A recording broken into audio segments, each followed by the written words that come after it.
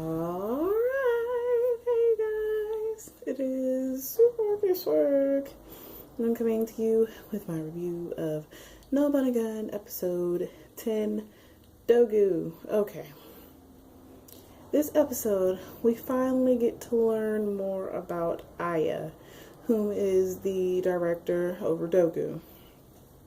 And come to find out, she's like 1,500 years old, but she's still pretty awesome. And the fact that she has lived so long and she met that creature, I cannot remember its name right now to save my life, but she met it and she started going into like deep slumbers, and she would wake up like every 200 or 300 years, and it was, I don't know, it was a little weird. But she personally used to go out and find people who had the E genes implanted into them, and the creature that found her was the one who originally started creating the E genes to put into the E gene holders, and how they were going to use the AU balls. And then come to find out, Saint Germain, he's like, I want to say he's immortal, because when they met Saint Germain, he looked the same as he does now, and that would explain why he didn't die in the last episode when his car blew up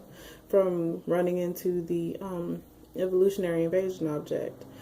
But okay, so Saint Germain is some like extraordinary person, but in that he was helping them find the E gene holders as well, and he has been around for, I want to say, within close to 1,000 years, helping Aya find all these E gene holders.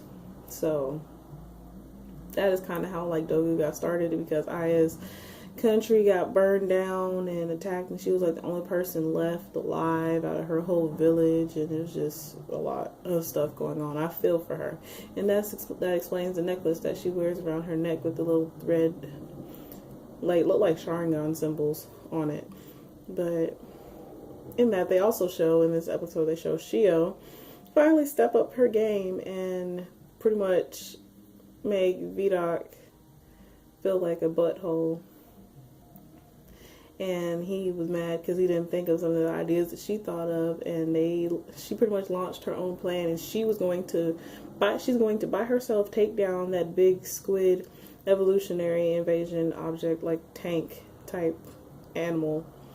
And it looks like things are about to turn up for real, because Shio is taking it down by herself, while everybody else is blocking the tunnel that they are digging to get away from where Dogu have planted themselves, watching it, because the big tank type squid would peek its head out of the end of the tunnel every hour on the hour, like seeing if they were still out there. And I think they said they was doing this as a distraction, so that way the rest of the evolutionary invasion objects could dig another tunnel away from it, so they could get to another part of the country without them noticing, because they couldn't get into the tunnel because of the big tank. So she is going to take down the tank by herself, and everybody else is going to intercept the tunneling invasion. So after they intercept the evolutionary invasion objects, they're going to take them down, and Shio's going to take down the tank type evolutionary invasion object. So this episode was actually pretty awesome, and we see a little more of Shio. Like, Shio is, I have a feeling she's about to have this like epic upgrade. That's not the word I'm looking for, but I'm just gonna go with it. Shio's gonna have this like epic upgrade, and she's gonna just be so much even more badass. So I'm looking forward to it.